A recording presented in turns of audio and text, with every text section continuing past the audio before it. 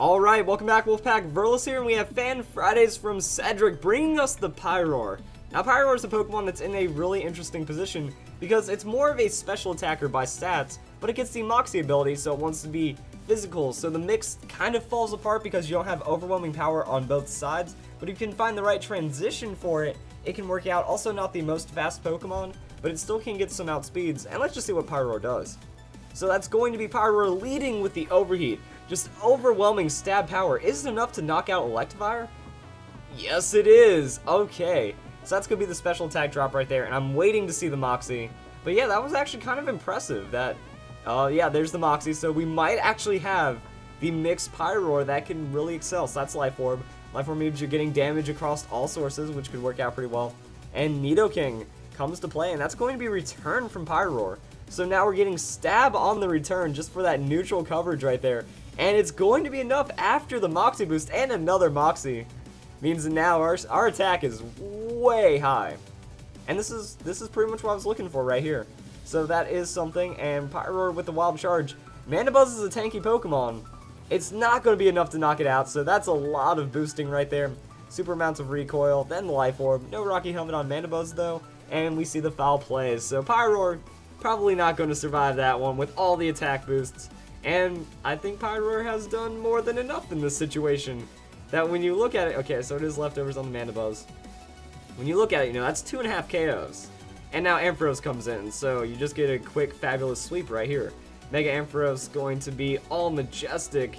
And that's an electric type versus a flying type. Do you need any more information on what's going to happen here?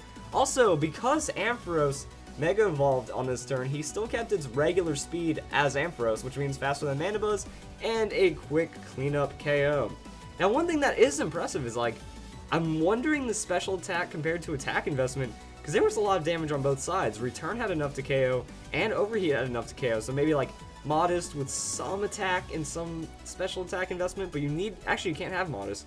You need to be max speed on that Pyroar, I would imagine. That way you get all the outspeeds, you can secure the KOs, and that's why I was doubting its damage to get that Moxie transition, especially against Electivire. Electivire has a lot of good base bulk, and that's kind of it. So, instead of just giving you guys one quick sweep, I'm going to add another sweep on this. Now, I recorded the next battle earlier, so things might not sound like they line up correctly, but instead of giving you guys like 1-2 minute video, I've already been giving you guys some longer videos this week, so let's go and jump over to that next one. They battle from Ryan this week, who just has Volcarona, Poliwrath, and Metagross against just an opponent's team that looks pretty ferocious. So we're going to see the Nidoking lead against the Volcarona. That could be bad right there, or good if it means Volcarona might be able to find a chance to set up. Just goes for the Quiver Dance right in the face of Nidoking, and we're just going to see how the opponent reacts to this one. And that is just going to be a straight up Earthquake from the Nidoking. That's actually really surprising, because whenever you think of Nidoking, it's going to be a Pokemon that's like, oh yeah, that's going to be your like Earth Power special attack. But no, we actually see a physical Nidoking for really the first time in a while, and it works out in this situation because the Quiver Dance, that would be a special defense boost, so Earth Power wouldn't have as much damage.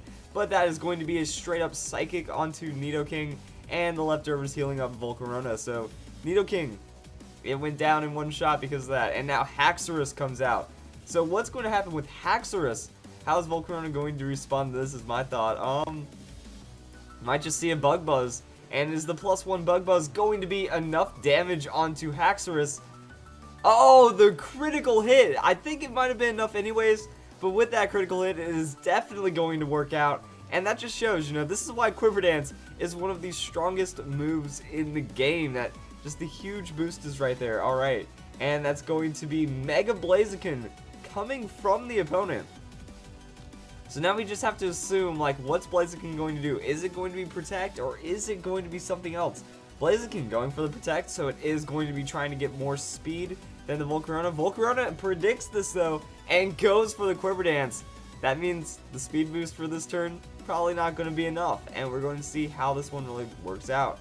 So that's going to be leftovers, once again, healing up Volcarona quite a lot throughout this battle. Blaziken's speed boost, even with the Mega, I think the +2 is going to outpredict it, and that is going to be Volcarona with the Psychic. Blaziken does not get the double protect, and of course that is going to be a KO right there. Super effective hit from all that boosting, and that's a Volcarona sweep. Neat. Yeah, that's just the thing about Quiver Dance. Volcarona is the strongest Quiver Dancing Pokemon, and when you add all the other things to it, it does pretty well. So, damn. Quick battle.